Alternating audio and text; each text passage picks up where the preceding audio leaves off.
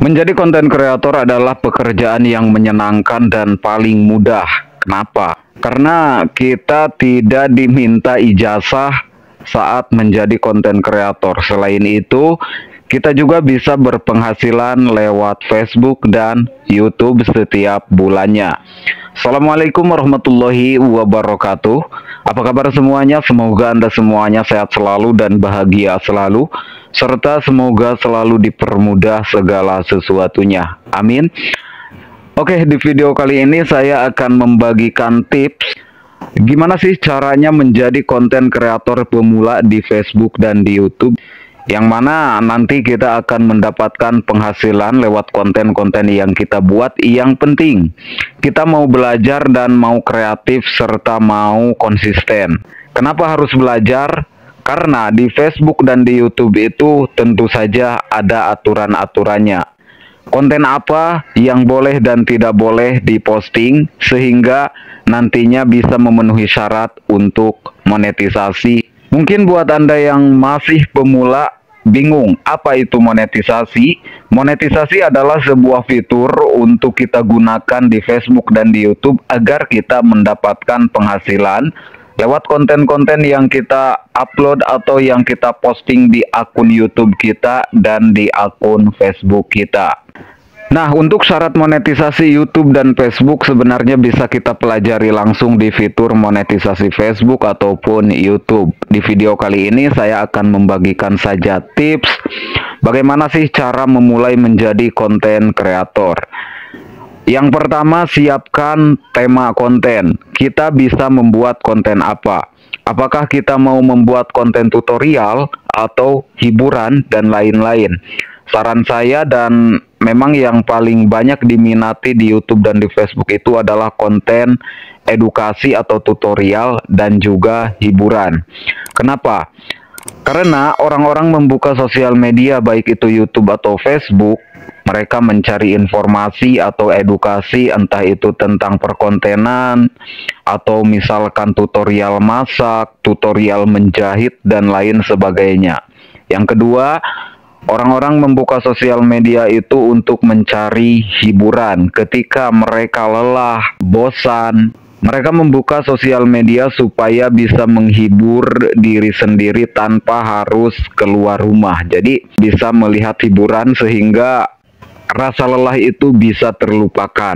Nah, jadi itu saran saya ya, jika kalian mau mulai, cobalah buat kontennya itu berupa edukasi, tutorial, ataupun hiburan. Tapi tetap harus disesuaikan dengan kemampuan kita. Misalkan kita mau buat tutorial memasak, tapi ternyata kita juga nggak bisa memasak. Nah, itu salah. Jadi sesuaikan dengan keahlian ataupun kemampuan masing-masing. Ingat, setiap orang itu mempunyai bakat tersendiri. Kita tinggal menggalinya, lalu kita buatlah menjadi sebuah kreasi dan kita posting di media sosial, sehingga kreasi kita itu bisa bermanfaat untuk banyak orang.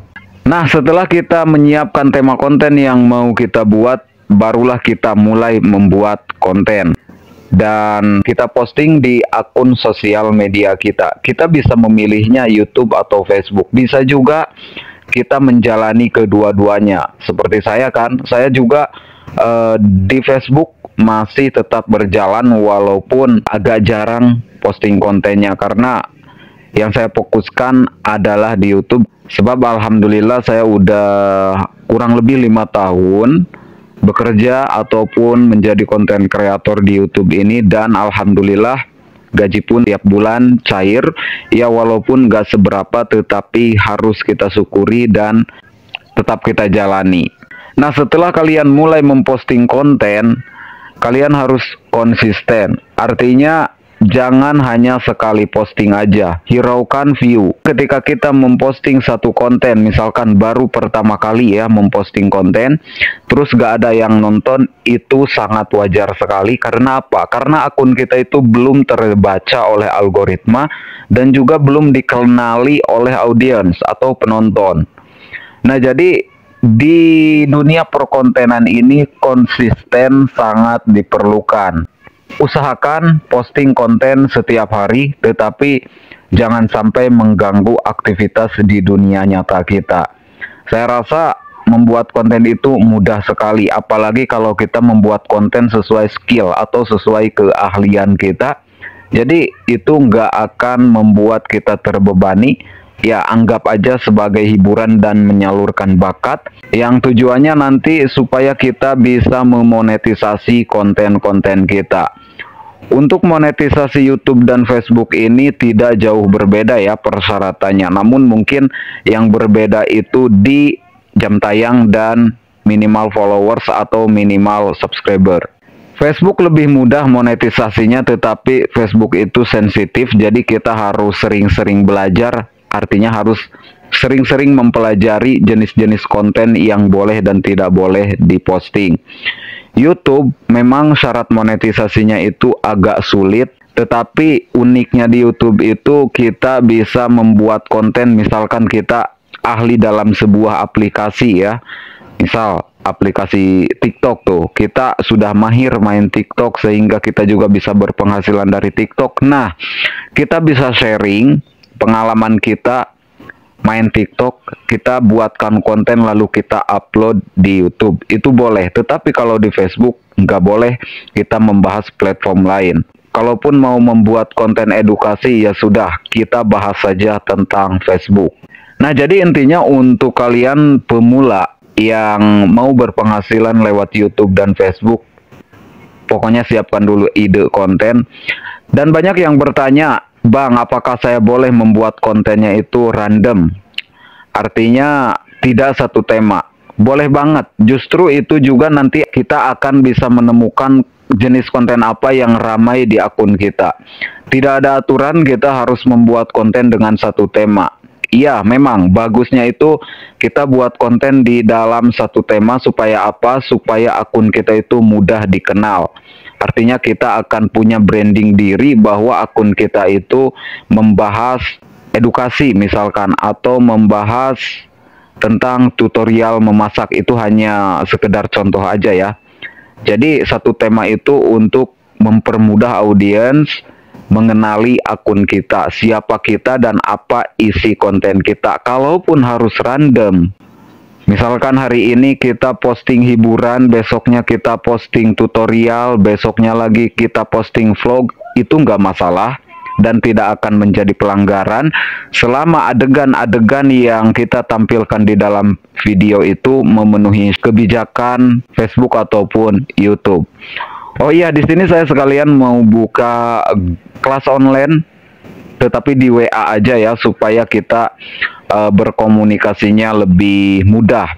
Jadi tujuan dari grup ini ataupun kelas ini nanti akan ada materi-materi juga, dan kalian juga nanti bisa bertanya secara langsung di dalam grup, dan saya sendiri yang akan berperan sebagai anggaplah mentornya ya kan.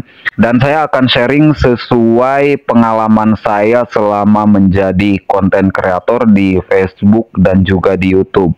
Bagi yang berkenan ataupun bagi yang mau bergabung, niatkan belajar ya. Untuk link grupnya sudah saya sediakan di kolom komentar yang disematkan. Namun mohon maaf, grupnya saya buat berbayar. Tidak mahal-mahal, hanya Rp30.000 saja.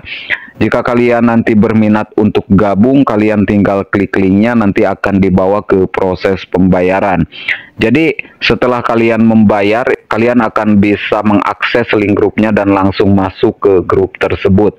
Untuk metode pembayarannya di situ banyak sekali, bisa menggunakan Dana, OVO, Shopee Pay, QRIS juga bisa ya. Silahkan nanti dicek, dan di sini saya tidak memaksa, hanya menawarkan saja, dan supaya Anda bisa bertanya secara langsung ataupun lebih personal gitu kan. Kadang-kadang kalau Anda bertanya di kolom komentar YouTube, jarang sekali masuk ke notifikasi di perangkat saya. Bahkan banyak sekali yang ternyata komentarnya itu masuk ke folder spam sehingga tidak muncul di publik. Dan ketika kita berkomentar di kolom komentar YouTube itu, kita tidak bisa mengirim screenshot. Misalkan kita punya permasalahan yang ingin ditanyakan, tetapi kita bingung untuk menjelaskannya. Kalau di WA atau di grup, kita kan bisa screenshot aja permasalahan di akun kita, kemudian tinggal tanyakan saja, misalkan ini gimana bang. Nah, jadi intinya jika kita mau sukses di YouTube ataupun di Facebook, kita harus kreatif, jangan reupload ya. Buat konten asli, buatan kita sendiri, maksudnya kayak gitu. Supaya kita lebih kreatif dan supaya nantinya akun kita aman. Karena memang banyak akun-akun yang reupload bisa lolos monetisasi, itu amannya hanya sementara saja. Ketika pemilik video aslinya mengklaim video tersebut, maka akun kita ataupun kontennya itu akan dihapus oleh sistem sehingga akan menjadi teguran atau pelanggaran dan monetisasinya juga bisa dihentikan. Jadi berkreasilah. Sejelek apapun kreasi kita, itu lebih baik daripada kita reupload atau mengambil hak orang lain kemudian kita posting di akun kita. Itu sangat tidak direkomendasikan karena hak cipta itu dilindungi oleh undang-undang ya, ingat.